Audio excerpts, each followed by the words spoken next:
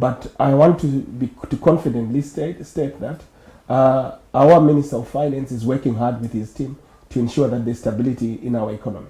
Mr. Dibali, what do you think? Should he be given another opportunity?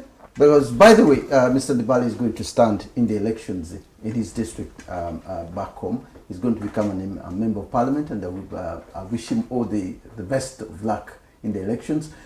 What do you think about this? Unemployment and the inflation, these two key areas are a key factor. Could they contribute to the next president, to who should be the next president of Zimbabwe? Yeah, before I could answer that such a pertinent question, I want to wish our revolutionary movement, the EFF, the happy birthday on the 29th of July. Right. We are going to be celebrating the birth of a revolutionary movement that is driving the struggle for economic freedom in our lifetime. So is that the South African one or the Zimbabwean? EFF is one. Ah, okay. EFF in Zimbabwe, EFF in Namibia, EFF in Malawi, EFF in Ghana, Nigeria. We are one. All right. So we are bound by the founding manifesto of 2013 in EFF in South Africa, and we are also bound by the 7 non-negotiable cardinal pillars, of which the major non-negotiable cardinal pillars for us is the land expropriation without compensation. So I want to wish the EFF, the leadership of the EFF, the Commander-in-Chief, Comrade Julius Malema, the Deputy Commander-in-Chief, Comrade Floyd Shivambu, and say happy birthday to the leadership of the EFF. And I say viva EFF, viva. Long live the Commander-in-Chief, long live. So coming back to your question, indeed we are going to the elections on the 23rd of August 2023. I am the incoming MP for Lobengula Magwegwe constituency. I am the president of EFF Zimbabwe, and I believe that I'm the only one who can represent Magwegwe, a very historic, a very key suburb in Bulawayo. So I am the incoming MP. So going back to your question, the question says, do we give the president another chance, or do we not give him another chance? I want to answer this question this way, to say that there are several candidates who are running in these elections. We are certainly not the ones to give him or not to give the president. But what we have said to our supporters is that they must exercise their conscience to decide as to who is the best foot forward for the country. And we have said that there are certain indicators that must actually be considered by our members. As I have said, that we've got cardinal pillars. We want to see a president who can defend and safeguard our legacy of the liberation struggle. But the report I got from Zimbabwe says that EFF is now supporting the government. Yes, is that right? The report that has come out to say that the EFF is supporting the president is a report that take from the fact that the EFF has not done what other political parties do. So it's not supporting the president. It's not supporting the president. Let me answer it this way. We have said that we are a political party that recognize certain things that have been done. We are a political party that does not hail insult to the president. We are a political party that use superior logic to defend our position. So some of the people have taken that position to mean that EFF president is saying this. But as I have said, that we've said to our members, certainly I am a member of the EFF, so certainly I'm going to use my conscience to decide who to vote for, because EFF has not fielded a presidential candidate. So some of our markers are the person who can defend the legacy of the liberation struggle, the person who can guarantee territorial integrity, the sovereignty of the country, the person who can take our economy forward, the person who can improve people's lives, the person who can demonstrate that they can move the economy from the hands of the few to the hands of many, the person who can bring health services to a certain level so as to ensure that we open clinics 24 hours, open pharmacies 24 hours, have no household whatsoever in Zimbabwe, particularly in my constituency, Mangwegwe, where there will be no house without a flushing toilet. Okay, I want to go back again, to come back again to you on that. Well, I'll leave that issue, because since you didn't field any candidate, in other words, choices have to be made by individuals. Absolutely. Now, there is a comment that you made during one of the press conferences. This is something to do with the manifesto, which hasn't come out yet. Yes. Because when I was talking to you, you said you haven't. Now, you said land exploration without compensation, free quality education, infrastructure investments as the key issues that EFF is looking at. Absolutely. But the country is broke. Where's the money going to come from? Because when you start looking at education, when you're going to put money in education, you're going to put money into land, and then your free education, as you're saying. Are you going to go to the Chinese? Are you going to go to the World Bank? Where are you going to go to get this money? Zimbabwe is not broke. Zimbabwe is not broke. Zimbabwe is one of the richest countries in the continent. Yeah, all right. We are endowed by vast minerals across the country. We've got gold, the we've got minerals have to be lithium. dug out.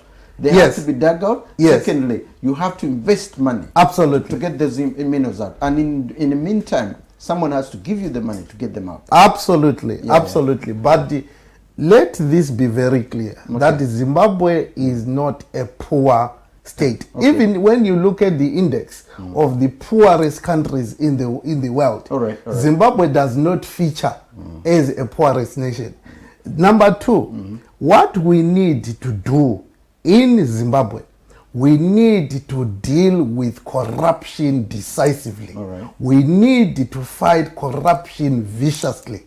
Okay? Okay. So once we deal with that, we will be able to bring our economy, we will be able to bring the economy that will be able to cater or to attend to issues of free decolonized education.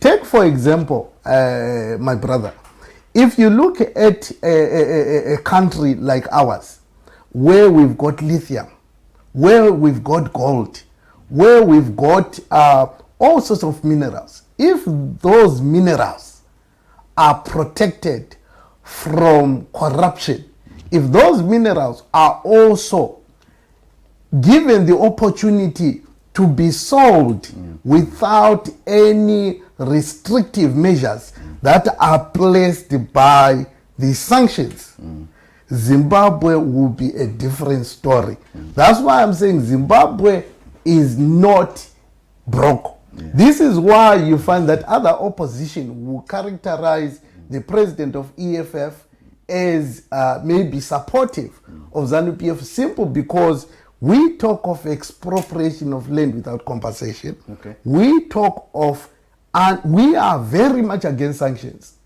We are very much against a situation where our country is not allowed to trade, just like any other country, to bring its minerals to the market in a manner that will let the country, grow.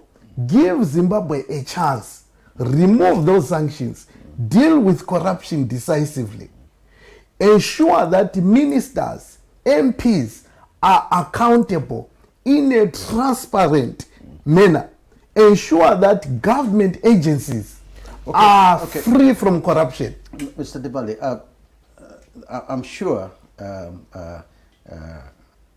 my friend here has heard what you have to say. And these are issues that not only Zimbabwe is facing, but the rest of Africa is facing something similar. Corruption is an issue which is in blood now in Africa. It's not going to go away very quickly. But then the issue of the mines and all the things that we have to get out, we need to make sure that the insurity of investment comes in. And I want to find out what he has to say on that, because I'm sure ZANU has tried to do something, but it's not doing well. Thank you, Steve, for what you've said. I think my good friend here has outlined some of our development plans. Actually, he's made my job easy because currently we have the biggest steel manufacturing mine being built in Zimbabwe, in Manise, by Dinson Steel from China. It's under construction now, 20% done. They will mine the steel and process it in Zimbabwe and export it as a byproduct. Okay. I think that's one element which he was trying to bring in. We have huge investment which my government has brought into the country in lithium, Prospect Mine and the Zulu Consortium. They have come in, and government has emphasized that they will mine and process and then sell. This is the new policy that our president has introduced in order for us to reach our target of 12 billion mining industry by 2025.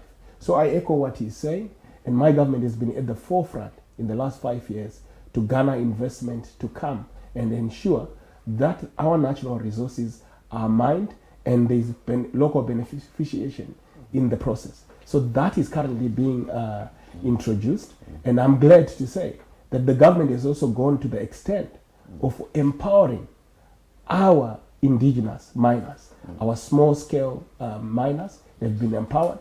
I think, if my statistics is right, we have almost 1.5 million registered small-scale miners that are benefiting from mining, that are in the supply chain of gold mining. But there's something he has mentioned. So this is important to also attest to say work has been done and there are positive developments in mining which he has highlighted. And our government is working on that. I think he alluded also to corruption. That's one thing. That's one thing that. I want to respond to his concerns about corruption. We condemn corruption.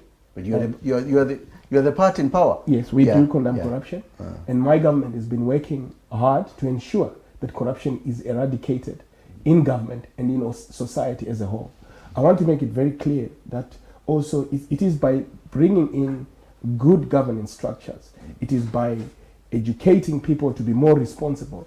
And my government has been undertaking a lot of empowerment programs. So it is sometimes empowerment that helps to eradicate corruption, because people are corrupt for so many reasons. They are corrupt because either they are disadvantaged or they are also corrupt because they are greedy. But there is no particular body in government which is chasing areas of corruption. We have the anti-corruption, we have ZEC, which is the anti-corruption body that was set up by President Mnangagwa in 2018.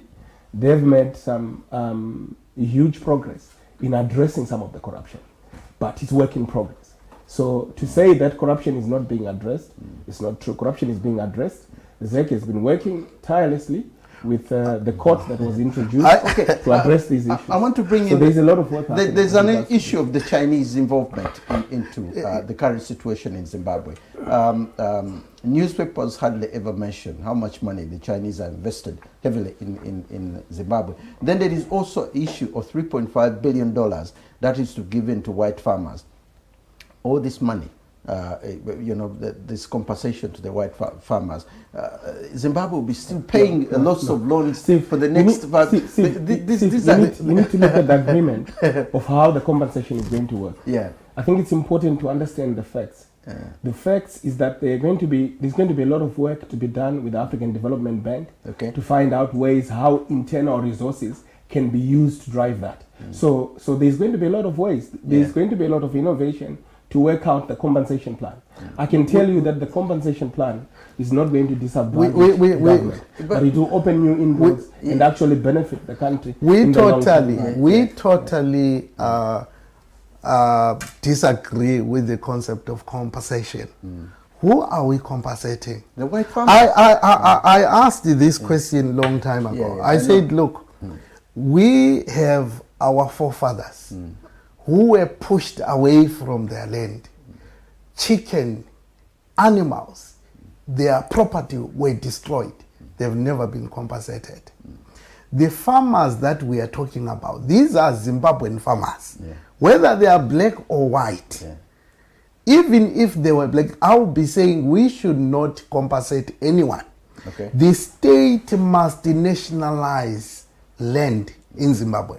The state must lead in terms of land ownership and own land on behalf of the people and be able to allocate land as per the use of whatever purpose is.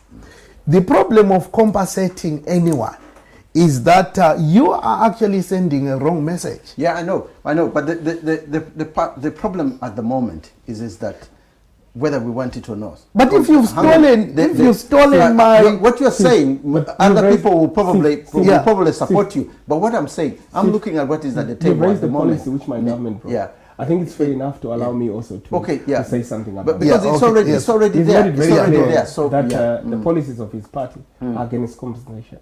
And obviously, let me make it very clear to say that when you're in leadership, you make decisions not only in the best interest of history, but also in the best interest of moving forward as a country. Exactly. The decision to come up with a compensation plan was introduced as a result of the international law, which clearly ruled against our government that they violated international law or property rights by taking the farms in the manner the farms were taken during our revolution. So the president has come up with some common sense and consensus to find a long-lasting solution that can help the country to move forward. When you're in leadership, you don't make decisions necessarily to be militant and radical. Sometimes you take 2 steps backwards in order to make 10 steps forward. So the decision to do that, yes, it's a very controversial decision, but I think it was made in the best interest of Zimbabwe.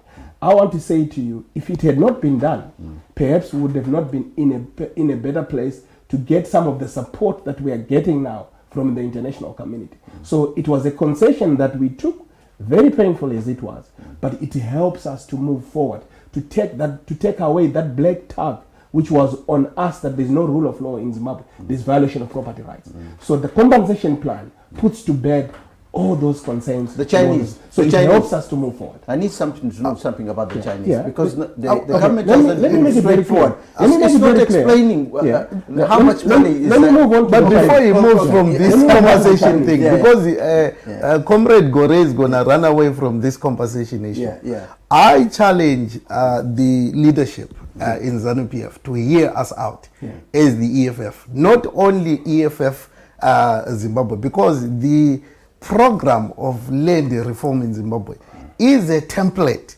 for the entire continent. This is why we are very worried that my understanding is that the compensation that they were talking about, now I'm even worried more. I thought it refers to the beeper farms, those farms that were purchased. But if it refers to so does it include the entire spectrum of land? Because look at this, my brother, the land in Africa or land in Europe is a non-negotiable, asset. You cannot negotiate on land. Without land, you are nothing. A country, we have to own Africa. What? Mr. Ndibale. Yeah. Can I just say something here? Yeah. Because what's his name? Mr. Chamisa has suggested that he will bring a referendum to Zimbabwe on the issue of compensation if he gets into power, so that the Zimbabweans have a choice to sit down and discuss this issue and maybe do a referendum and say, okay, we want to compensate them or we don't want to compensate them. Because it's a big issue. It's not only affecting Zimbabwe, but the whole of Africa. Should we the problem with Chamisa, although at the same time I look at it from this way, there was an agreement which had been negotiated between Zimbabwe. The problem with Chamisa when he is approaching issues of land is very much wishy-washy about the whole thing. He's very much excitable, especially during campaigns. I'm asking you, but like, his the position. two of you, Okay, should we have Zimbabwe have a referendum? No. There is no need for referendum because the 2013 constitution is very clear on land. It doesn't need us to go back so soon to the referendum. Of course, if there was to be changed any principle regarding land, there is a need to go for a referendum. Okay, that's what the constitution seems to say.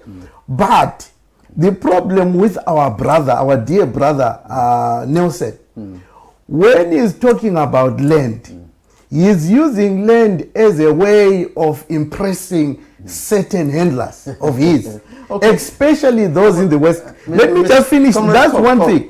He seemed to say recently, or a few days ago, he said that he's going to return land to everyone who lost land. But he didn't segregate anything. He said everyone.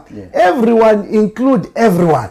So now, for us as the EFF, not only in Zimbabwe, but across the continent, we are so concerned about this reckless, irresponsible, very cowardice approach to this issue. Land is a non-negotiable. But the president, I requested the president, you asked the president to hear us out, to come, because for us, President Mnangagwa, as we speak, is not the president of ZANU-PF. He is the president of Zimbabwe. He is also my president. So I must be able to go and sit and say, Comrade President, I believe we must not negotiate the issue of land because of A, B, C, D. Comrade Cole, the referendum, ZANU cannot give the Zimbabweans referendum on that issue. It's a very, very important issue. You can't do that. Our government have come up with a compensation plan. There was a lot of consultation to come up with this plan. They sat with the former Commercial Farmers Union. They sat with the key stakeholders in the Ministry of Agriculture, Ministry of Finance. There was a lot of work that was done, put together to come up with this plan. But you didn't go to the people. Communities. Let me finish. The people were never consulted. Let me finish. The people, remember there was a court case that the government of Zimbabwe were taken to court for compensation and they lost the case. So like I said to you, there was a cloud hanging on us in terms of violation of property rights and not upholding the rule of law, because the government was actually told by the courts under the SADC tribunal to actually come up with a compensation plan. With an African court, So if we are going to be the custodians of the rule of law, we must also accept that where the law is and where the law requires us to make the necessary painful adjustment, we should be able to make them in the best interest of moving the country. We are not saying all the black people that be benefited from the land are going to compensate the white farmers. No, the government said they will come up with an innovative plan that will enable those that have been compensated to actually use the funds to further develop. So if you want compensation, you must also submit a plan that will help to ensure that the resources that you are going to be given will further help to develop the country. So the whole point is that the money will go back. It will go back in the economy. In the economy. It's not living in the country. It will come back into the economy. No, it won't. It won't go because they might decide to invest elsewhere. Yes, the farmers, the Commercial Farmers Union, is that the proceeds of the money, majority of them, will be also reinvested into the country. But we've been here before. At the Lancaster Agreement, it was agreed that land was going to be dealt with. And we have seen people renegating from the land question. So we will not be surprised that once that compensation is paid out, people won't invest in Zimbabwe, they'll go and invest somewhere else. So the Zimbabweans will develop. So my proposal is that the government, whoever is going to be elected on the 23rd of August, they must put up an inter-party kind of a platform where we must go to every community, community in Espezini, community in Mount Darwin, community, and talk to the people. This inquiry. Yes, this is what talk to the people. What do you want us to do? There's a legal inquiries to the people. So the government, for me, the government have come up with an appropriate plan to remedy the problem, and this has been bedeviling us for the past almost 23 years. This has been an issue that has been on our shoulders. A lot of our entities have struggled to get international financing as a result of the problems that were created by this solution, by this problem. It might not be the best. It might not be the best solution for the EFF. Yes, I do agree. There are concerns, and their concerns are very valid. Of course. But at some point, Steve, we needed to move on. We needed to have closure and find the best way of moving forward. Like I said, sometimes you ought to lose to gain. Of course. So this decision was done in the best interest of the generation today and the future generation tomorrow. Without inquiring from the general public, that's where the problem is. Well, most of Africa and others are looking and saying, look, why wouldn't they make inquiries? When we wanted these are legal matters. I can see that. These are legal matters. When we wanted to change certain laws in Uganda and in Kenya, there is always an element of inquiring from Is that general public, again, when there was a referendum, they voted against the farms being taken out. Really? Yeah. So that tells you the level of intellect that sometimes when you take these matters to the community, you know, that the general consensus is important. No, but it is our responsibility as a government. As a government to solve problems. But I stick to the decision with my government, be it unpopular, but I think it was the right decision under the circumstances after 23 years of protracted blackmailing and red tape put upon us on this matter. I think you know what he's saying. Part of what he's saying, I think what is driving to is the re-engagement program, of which to a larger extent, look, we recognize as EFF that look, the president has done quite well in re-engaging the world in actually driving Zimbabwe to a region. Done very well. No, but now the problem that we are saying to him, forget about what sometimes our commander-in-chief, Comrade Julius Malema, is very passionate about land. All that we are asking is that should the President Mnangagwa be the president on the 23rd of August, we want to go and talk to him directly about the issue of land, because we are very, very concerned. We are concerned in a way that let me bring back my friend to history. It won't go. It's something that won't go away. As a country, we made a lot of concessions for the South African cause. Actually, the delay in us taking over the farms was to allow South Africa's independence. You know, we delayed when we had the time to take the farms. We didn't, because we knew that if we had rushed to take the farms, it would have jeopardized South Africa's independence. But the world has since moved on, and I do agree the consensus with that the precedence of compensation sets the wrong precedence for South Africa, and that's the EF concern, and it's a valid concern, and I do agree. I think we share a lot in terms of our ideology with them, but we do differ in terms of perhaps maybe too much radical politics for the sake of the suffering of the country. Our president had to do a lot of concessions to allow the Zimbabwean economy to grow. So if it means agreeing on a long-term compensation plan would help our GDP to grow, would help investment to come into the country, it was a concession.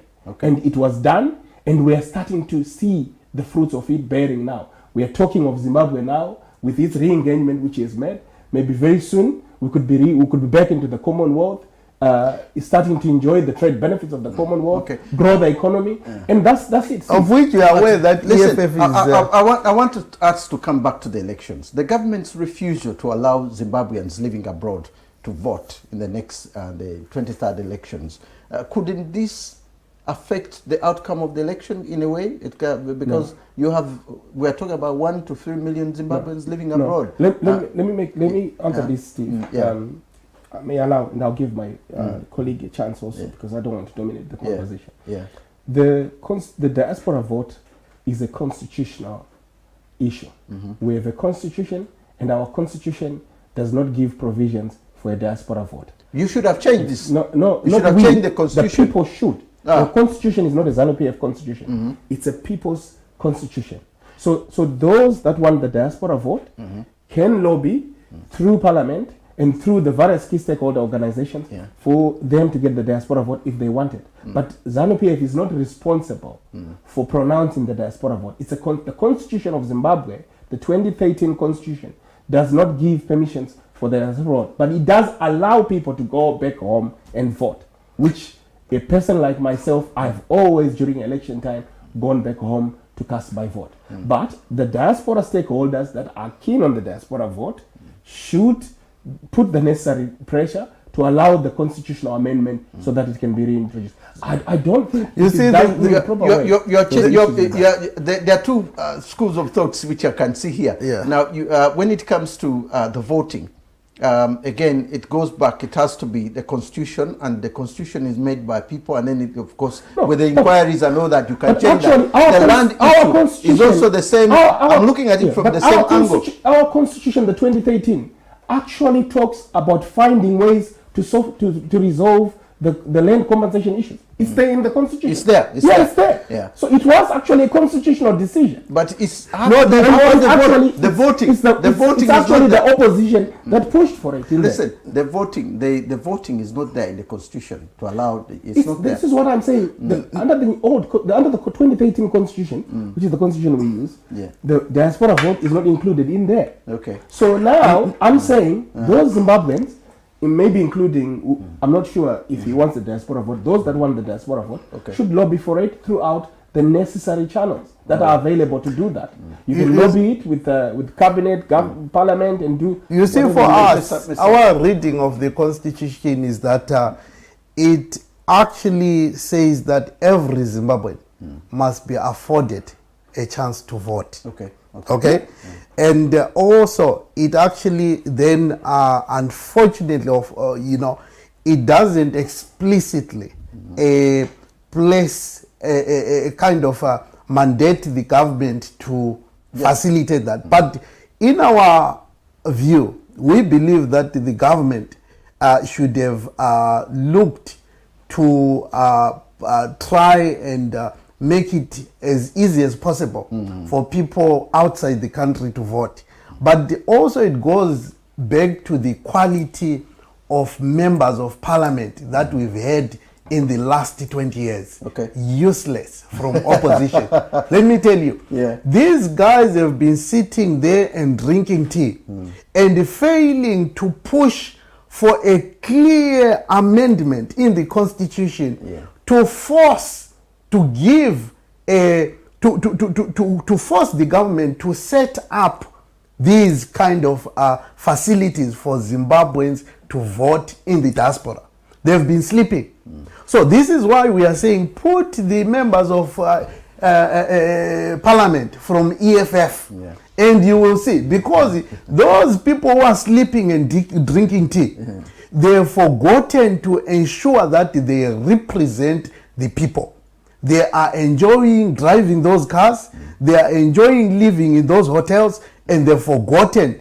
In this one, I blame to a bigger extent the opposition, because the opposition in the last 20 years has been dominated by MDC. MDC has sold out. They have lost their ways. They have never represented the people in parliament. But even ZANU PFC would have seen this issue and tried to work out a way. Yes, the legislators from ZANU PF, if they are also interested to do what is in the best interest of every Zimbabwean dotted everywhere in the world, they should have taken it upon themselves to amend the constitution, but let me also say to facilitate that platform. I think it's good to express our political views, but I think it's important to also look at the logistics and the mechanism of all the things. Yes, it's you may have the diaspora vote, but you need to look at how is that going to be managed. You also need to. No, Nigeria is managing. Let me finish. And other countries are managing that. Let me finish. You also need to do an audit process of your diaspora population, so that you know how you can put the logistics together. Okay. So it's not an overnight process that people can just say, oh, can we have the diaspora vote? You'll be surprised that if you have the diaspora vote again, it's the same parties that are echoing for it. They'll be saying, oh, they use the diaspora vote to manipulate the results of the elections. So people sometimes, they don't know what they wish for, and also sometimes they don't think deeper in terms of the logistics, the cost of it. How much is it going to cost? All these things are important for government to put in. But I say myself, if the diaspora vote is going to be introduced constitutionally, I haven't got a problem with it, because I think we can do our best to mobilize our membership here. And because right now we've got a problem in Zimbabwe right now. We've got a problem where certain people may not contest the elections just because maybe the constitution on the issue of being in the diaspora or being the constitution is a bit and very, very clear. So we may have that problem. So what I'm saying is that it's not only MDC or opposition MPs.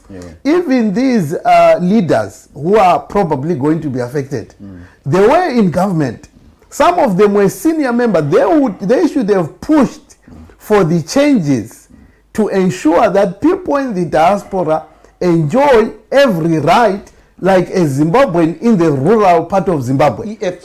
EFF, will it put that forward? Will it push it? We are going to push it hard because Zimbabweans are dotted everywhere. Zimbabweans must enjoy their country.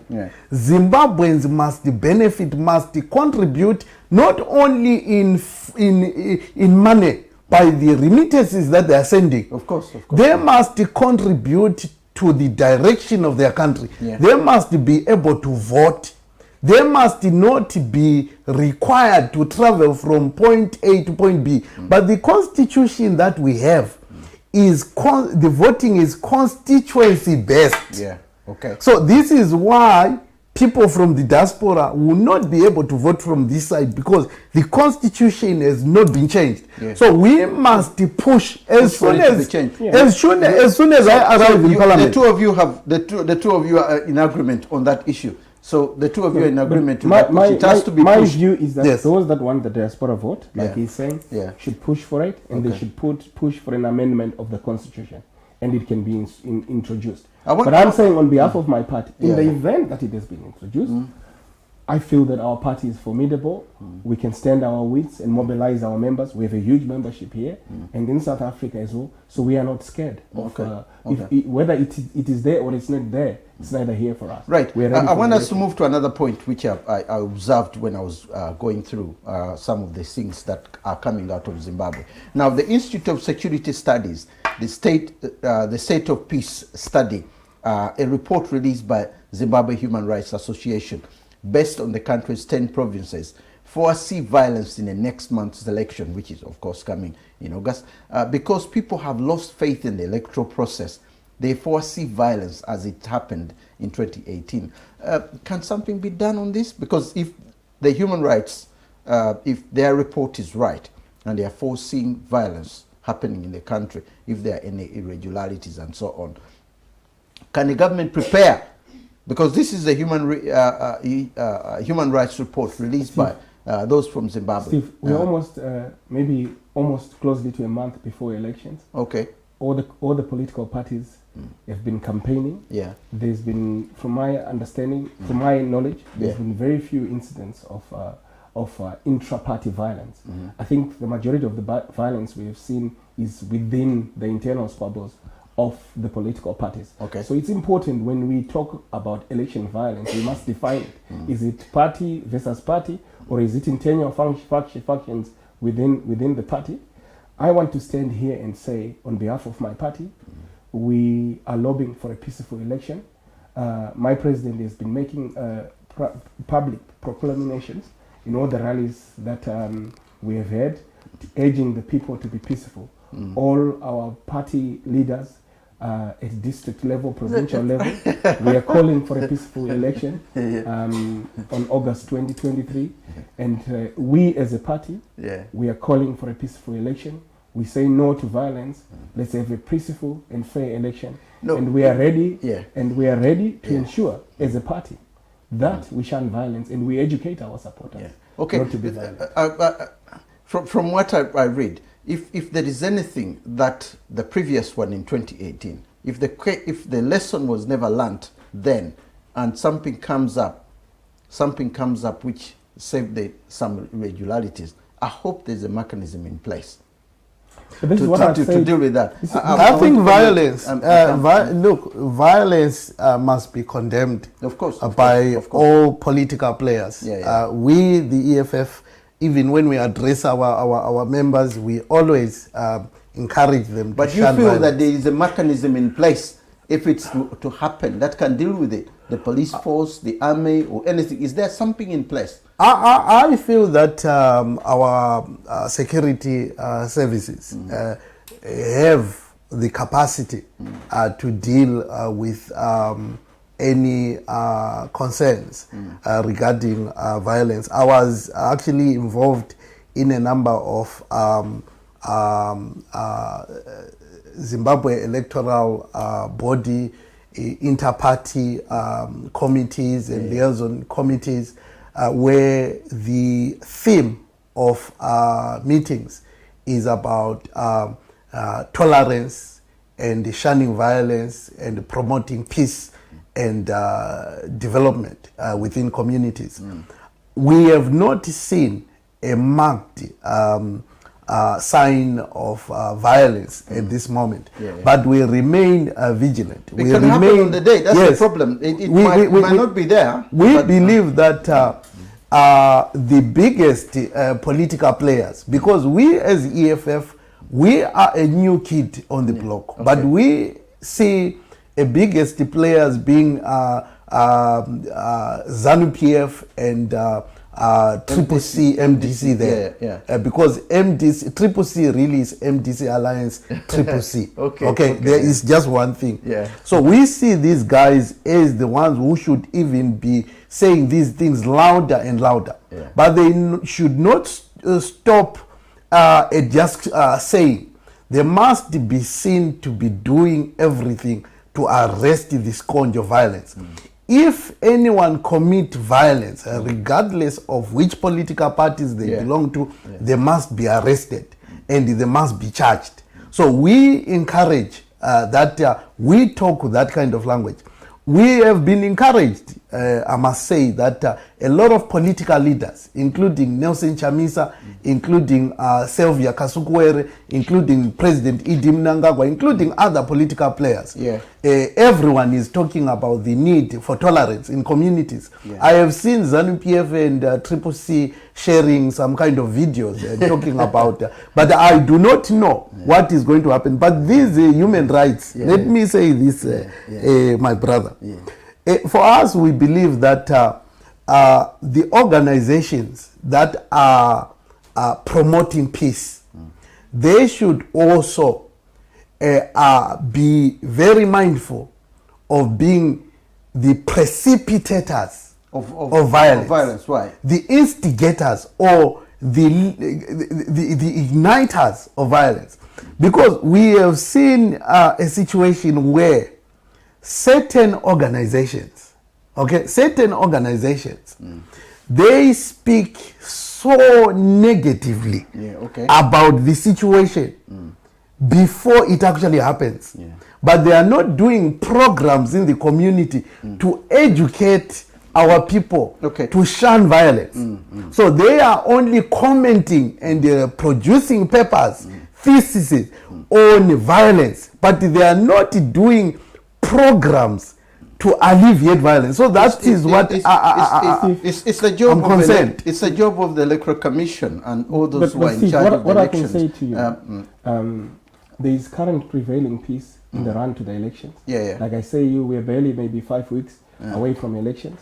The Electoral Commission, ZEC, have been carrying out workshops to educate voters of the need to shun away from violence. Okay. We in our party, we've also been conducting workshops yeah. in all the provinces, educating our supporters to shun away from violence. We have a zero tolerance when it comes to violence. I think the police have been very actively. How about corruption within ZAC? Because I got this report, and I don't know whether there was a change in place, because people have lost faith with the Zimbabwean Electoral Commission, ZAC, because of 2 children of members of ZANU, PFC, members of the commission. There are these 2 children are members of the commission. Catherine Mpofu, a daughter of former mines minister, Obeti Mpofu, and Shavel, a son of the current foreign minister. I don't know whether he still is, and Frederick Kishava. These elections, somebody commented on this and say these elections are rigged already before they even started, because you have children of former ministers who are already into the electoral commission. That's very naive to make a suggestion. Yeah. So are you trying to say that we should have people can apply? People are free to apply for jobs anyway where they want. But why did these 2 particular people got these jobs? Yeah. But it doesn't make it. It doesn't make it that just because they have a relative who's in ZANU-PF or in CCC, they are going to be biased towards the election. Well, that assumption is not a right assumption. I know it isn't. It's not a right assumption. It isn't. But I think if we trace anyone who works even in the ECB in Kenya or in the electoral board in Uganda, they are somehow connected to people that are affiliated to political parties. Yeah, but to actually build a case to say because you are related to so and so, so that means if you take an oath to say in an independent body, you are going to be biased. You know, people that run elections here, they are closely related to other people in different political parties, but people have integrity. Let's not question their integrity and put a kangaroo court here to test their integrity just by birth. You know, Comrade, I want to say this. I'm not from Zimbabwe, but I've seen this quite a lot. Sons of ministers and so on. There is always that genuine worry that if they are in those positions, then they could be say, okay, let them stand down because of the positions that their fathers are holding. Because at the end of the day, if things don't go the right way, people will always point a finger and say it's because so and so is there. This is how the world moves. Because however much you're going to convince somebody on that issue, it's going to be very, very difficult. Zimbabwe has moved on from those issues. Yeah. We have people like, look at the case of Fadzaye Mahere. Yeah. She's the spokesperson for CC, and her father is actually occupying a high position in ZANU-PF. Okay. Yeah, you know. So we are a civilized society. Yeah. I don't think people will change their character because they come from their political background. You know, we're civilized. And we have. I think. Comrade Cole, do you agree with Comrade Cole on this issue? I think, Comrade Gore, what you are saying is that we have people of integrity who can actually maybe avoid or maybe overcome temptations of actually favoring one particular side. But I think what is key is that perhaps there has to be a clear declaration and a clear situation that does not bring doubt and credibility to the process. But however, we cannot run away from the fact that we've got equal opportunities. We cannot run away from the fact that we run a risk of having maybe a senior member of the police force who is attending a political rally where they are going to arrest some other people having been related to the person who had that political party. So we've got that kind of a possibility. But however, we must be seen to be doing everything possible to uphold credibility in the process, to ensure that we can demonstrate to the public that for sure this is a credible process, and we can demonstrate that the employment of these people that's what was done in a transparent. No. When they say, for example, that if you are related, or most of these jobs when they are being offered there, if you are related to the bank manager, if you are related to the governor of the Bank of Uganda, for example, yes, you should declare that in writing that you are related to the governor. So if you're given a job in a Bank of Uganda and you're related to the governor, and they don't know that you're related to the governor, they want to ensure that job opportunities, you don't have your way through the fact that your father is the governor of the bank and you pass your way through, you know. So the structure, which should have been like what you're saying, if these are daughters and sons of people who are already within the ruling party, then the declaration would have been done. Because I understand what you're saying, but we're trying to avoid... What you're saying is that because Uhuru Kenyatta's father was Jomo Kenyatta, he was the president. Okay. So therefore, because he's privileged, he should never be allowed to be... We're talking about years ago. If he had contested at the time when his father was president, and if his father was there, but the father had died years ago. So I'm talking about the current situation. ZEC is an independent body. It should be allowed to employ people that it meets the employment criteria for those roles that are there. Yes, they may have a criteria of people declaring that their interest on whatever it is. Yes, that criteria is there. But I'm sure those candidates were the best amongst the lot that were interviewed. So for us to sit here and make assumptions that they are biased because they come from such a family name. I think of course, look, the truth, as I have said, that for us as the EFF, we are one of the sober political organization in Africa, and we believe that to a certain extent it would be unfair to just cast aspersion on them without really evidence to suggest that this is what is if I'm holding evidence to say that the daughter related to so and so created this condition and then defeated the purpose. But why we are saying that? Yes, it's because if there is something that goes wrong, then it is easier to point a finger. Absolutely. But to avoid pointing fingers, to avoid pointing fingers is a question of declaration. You see it here. This is why they declare that, I have my interest in fishing. I have my interest in this. And in the end, even if something happens, said, the man declared he has interest in Africa. I'm sure. But these people suddenly I'm sure there's a declaration criteria for ZEC to say your background and stuff like that. Okay. But I trust ZEC that these were the best candidates that they chose, and I don't have any benefit of doubt to think that they will use their proximity to their family to influence elections. I don't think so.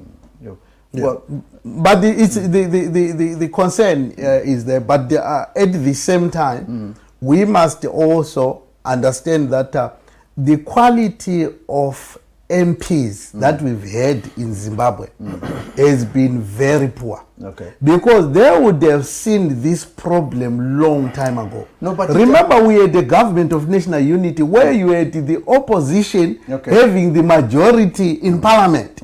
They would have amended some of the constitutional issues in the Electoral Act to say no relative shall be employed in this. But they did not do that. They are coming with us who are not in parliament, screaming and crying for issues that they would have changed. So for us, we are saying that no, for us, when we go to parliament, we are going to look at issues that are causing conflict, that could bring question to the credibility of our elections, so that we do not have people arguing after the elections. We must be able to congratulate each other. Once someone has won, we must be able to trust the system to say, okay, the system has delivered. Congratulations, so and so. But because of these lazy MPs who have not done anything for 20 years, we are here. Okay, is there any policy of the government that EFF supports? Is there any policy at all? We are very much in agreement with the land program. Okay. But we differ regarding compensation. But we agree that land must be in the hands of the people. But we are saying to the government, we want land to be nationalized. Okay. We want banks to be nationalized. We want the strategic sector of the economy to be nationalized so that the state can have a strong and visible hand in the direction of the economy. We cannot leave the economy to the private sector only because their interest is profits, not the people. Can I say that's something? What we are saying. Can I say something here which I can say? That will probably create more corruption if everything is nationalized. It happened in Egypt. Egypt nationalized industries and so on. What happened was the greatest corruption in the world. I don't know. How do you see? I think he has a point there. Yeah, I think you see. You see, sometimes we need to separate emotions and sentiment from the real artifacts of running government and running a country. You know, I think history has shown that open markets have been successful in terms of growing economies. But I know that maybe what he wants is to say there should be certain sections where government should come in to protect the locals also from open markets so that everyone grows together. But to make it outright, I disagree with their policy of wanting to privatize everything and make it...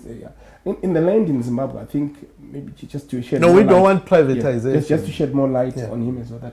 That in Zimbabwe, like the tribal communal land is pretty much belongs to the government. You can't sell it, you know. And this is why even the farms that were given to us, the black people, the government is giving you a 99-year lease.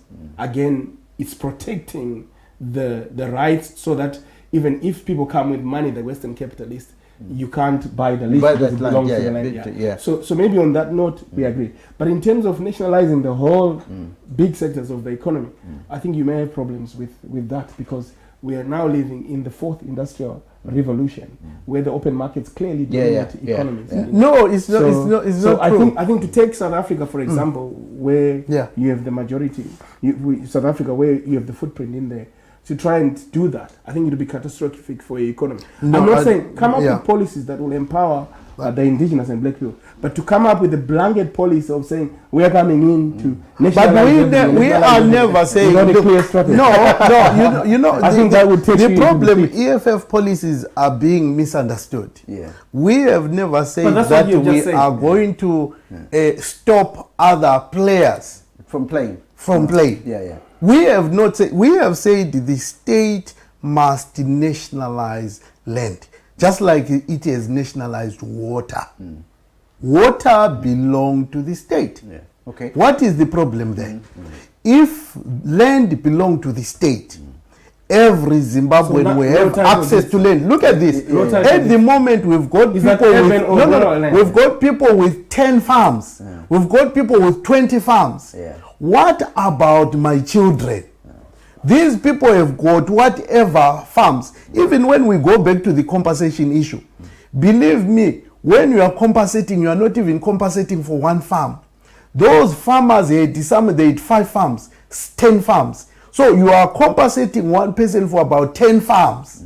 That is not proper. That is unfair to the people of Zimbabwe. So what I'm simply saying is that the government must own land, so that when Mr. Ndibali wanted to do farming, you go to the government and say, I want to do farming. They will say, what kind of farming? I want to do maybe this kind of farming. Okay, they will do an assessment and see that indeed I'm going to do so, and they will assist me in doing that farming. Okay, and if I'm no longer farming, I cannot still keep that farm yet staying somewhere in town and that farm being left unused. That is not proper. But you see, we are already doing what he's saying. The government is already doing in Zimbabwe. I think this is now where it becomes an issue if a party is footprint in 2 countries now. I think what you are saying really concerns South Africa more. No. I know we differ in terms of absolutely the not. compensation of white farmers, the agreement that was put together.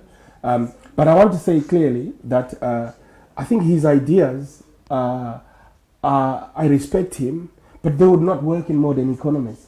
You know, you need you need to be very accommodating. Okay. And to have a way of working towards. It's not about. It's also what the people want. I think. Can I ask him a question, please? Can we take a question? How do you explain, my brother, right now, that in Zimbabwe, with the economy in the private sector, we continue to have people who've got no flushing toilets? How do you explain that in the modern economy that you're talking about, we continue to have people with billions and billions in their account, but people going to bed hungry? How do you explain a situation whereby but you don't the elders? No. Look at this. I'm trying to show you.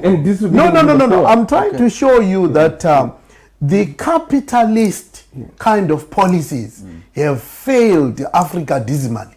We need to move from capitalism to socialism, where we are going to be more concerned about the people, so that we can deliver basics for the people. For example, water, health, jobs, and housing. But if you leave the economy in the hands of the capitalist, all that they are concerned about is profits, but nothing else. How are you going to handle corruption? Because that would be the biggest open harm. How is China handling corruption, by the way? Corruption must be dealt with viciously. Anyone, regardless of who they are, if they are engaged in corruption, they must actually be dealt with decisively, even to actually put the harshest punishment, to the extent that we can argue for the death penalty in corruption, because it is corruption that is bleeding our continent. Because look at a situation whereby we are coming against a number of capitalists who are against uniting the continent, because they know they stand to lose if we unite the continent. Comrade Ko, the issue, if that is to happen, how will they handle corruption? Wouldn't it be at its peak? That's my main worry on that. If it's, go ahead. I firmly believe in building a country with good models of development. And good models of development like we have currently in Zimbabwe. We are empowering our people. The private sector is also thriving and paying a lot of taxes, which is now being used good model comes with education. But Africa is poor. Have you put money in education? Because that's where the good models come with that. We have invested historically in our education, Steve. The fact that we have a huge diaspora population showed that our people are well educated. They can go out and thrive in different environments. Currently we are putting in a lot of money into infrastructure development, and our government under the National Development Strategy have also started putting money in putting together programs that support the growth of industrial development. So we are now moving under the NDS 2, which is going to focus now infrastructure, NDS 1, NDS 2. We are now looking at growing the manufacturing in the industry, creating more jobs, expanding the economy. And see, you have to work with the private sector. No, we cannot neglect the private sector. You cannot. But we cannot let the private sector lead the economy. We can't. We cannot let the private sector must work with the government, but we cannot allow the private sector to lead. Growth of the economy. No, because the private sector has failed. That's why we are where we are. Empower your people. But that's where we are. You're looking at the Chinese policy. Yes, look at the model. The model you're looking at has a private sector, which is huge. Yes, in China. This is why I'm saying that we are not switching off. Is shareholding in the private sector. Yes. Look at what we are looking at. We are looking at a government. I'm talking of a corruption-free government. That is going to take a center stage in the running of the economy. We cannot allow the private sector to drive. Wait, government. Wait, let me finish. EFF to drive. is also fingered in a lot of corruption that is happening in even in the areas where they are in charge. It is not true. It is not true. No. It is not true. Let me give you an example. In Africa right now, and in the evening they're involved. No, that's not true. You are actually quoting that confused Mbalula. Mbalula is confused. Mbalula is known to be lying about the commander in chief. This is the Secretary General of ANC. The guy is drunk in lies. He lies every time he wants to talk about. He talks about the commander-in-chief Julius Malema, so he's quoting him. But let me say this for the last time. The economy of Africa cannot be led by the private sector. The economy of Africa must be led by the state, and we must unite the continent and have one presidency, one currency, one military. Mr. Ndibali, I have to say something here which it just came off the top of my head. What you're trying to suggest was done by Nyerere in Tanzania when he was really president of Tanzania. Then somewhere along the way, he changed the strategy because he was heading towards the Chinese policy of communism at the time. And Zambia tried something similar under Kaunda. Then later on, they saw that they couldn't deal, as you said. They were sabotaged. They were sabotaged by capitalism. No. Capitalism has not given socialism space to demonstrate its success. Capitalism is always anti. Honestly, you need to give answers on everything. You need to give him a chance to campaign. You need to give him a full program. No, but the Mr. Gore, capitalism has failed. We've got people in Zimbabwe right now. We've got people as young as us who've got billions and billions in their account, but we've got children going to bed with hunger. We've got people who find out that he owns private companies here in Zimbabwe. No, but we are not saying that. No, we are not saying private sector must be switched off. We are saying the state must take control of the economy. Then how are you going to handle the private sector if the state is controlling the economy? The biggest employer, how is the private sector. How are you going to handle? It's not true. The biggest employer even right now in Zimbabwe is the state, is the government. The biggest employer even in this country is the state. It's not the private sector. The private sector, let me tell you, my brother, they will continue to create a very dangerous condition for workers. They will continue to pay poor wages, and they will continue to mistreat workers. If you put the amount of Econet, the numbers that Econet employ, the private mines and the other industries, they're bigger than what the government is. No, but let me tell you why that is the case. Because Econet is exploiting the situation for their own profits, not for the people. Econet is not doing you a favor. But the government. I think this point is very difficult to convince. I don't know if the two of you have to convince each other on this point, because the way I look at it, I think you need a balance. I understand where he's coming from. I think a strong government needs to have strong empowerment programs that also empowers people. You need to also come up with measures to protect industries on other side where you can actually where you can actually protect people. But actually to actually come with a blanket policy of saying government has to lead and nationalize everything, I think it doesn't work. Just a short example. During COVID, tell me what the private sector did during COVID. It is the state that took the lead to protect the people, not the private sector. Because it's the state that takes. So that's why the state must control the economy. Now, the economy is life. We're coming towards the end of the program, and I want a bit of a small summary from both of you, especially on the elections. How do you see, is Mnangagwa going back into office? And what is he going to change anything? Just on I'll respond very quickly before he goes, because he is going to summarize, because he's got a presidential candidate that we don't have. We have said to our members, use your conscience to choose the person who can defend the legacy of our country. Who are you going to vote for? We are saying that we want the person who is going to give our country a chance to thrive. Who are you going to vote We for? are going for to vote for a best candidate. And who is that best candidate? The best candidate is the person who is going to defend the territorial integrity of our country, who is going to ensure that we deliver free education. Remember, we've got things that we want. Yeah. We want free So education. I'm not supposed to know who is supposed to be there. We want land expropriation. Yeah, okay.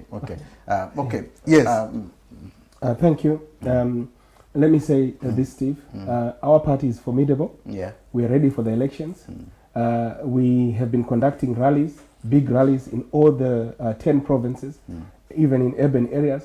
Our rallies have been hugely attended compared to other parties that are in Zimbabwe. Okay. Our president is delivered in stabilizing the economy. I'm defeating them in Magwego. Our president is delivered Yeah. in ensuring that there is investment into the country. Yeah. Our president is delivered in agriculture. We have surpassed our usual production in wheat, production in maize, dam construction, that's a very growing the economy. Comrade Cole. You've forgotten to say I'm the MP in Magwego. We are ready for this election, Steve. We are taking it very seriously. I know. We are organized and we are ready for it. And lastly, I also want to take this opportunity to thank my friend here for not standing for presidency, because he knew that if he had stood for presidency, you would lose to Comrade Mnangagwa. But you are congratulating me for being I know MP. That he has made a statement on News 24 to say he's putting his vote behind President Mnangagwa. I want to thank him for that as well. And say thank you so much for everything. Gentlemen, I want to thank you very much. I want to thank you very much for coming on the show. And Comrade Gore, that is not fair. I wish whoever goes to the election, wins it, and I wish the best of elections in Zimbabwe. With no the best candidate must win for our country and win for the people of Zimbabwe. I'm looking forward to that. Thank you so much. I just want to thank you all for being with us on today's program, and I hope and pray that you'll be with us again next week for another edition of Africa Speaks. Thank you very much, and may God bless you all.